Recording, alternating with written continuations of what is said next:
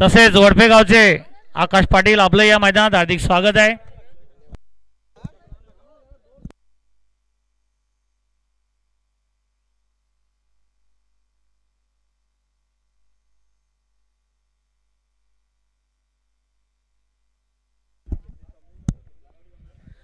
तसेच या मैदानात कैलास पाटील कशिश कोपर विरार यांचं या मैदानात हार्दिक स्वागत आहे।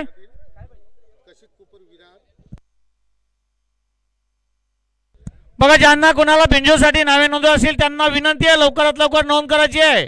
नाव नोंदणी चालू आहे।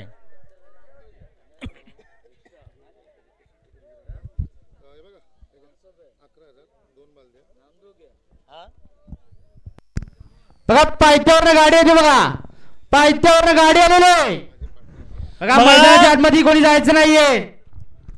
दोन्ही गाड्या सुंदर लढत चालू आहे अटीतटीची लढत।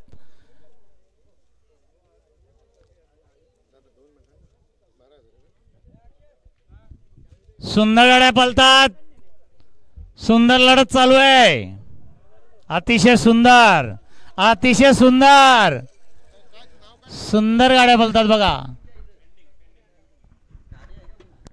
आत्ता आलेल्या शर्यतीमध्ये डावी साईड विजय धन्यवाद चालकाचं मालकाचं अभिनंदन।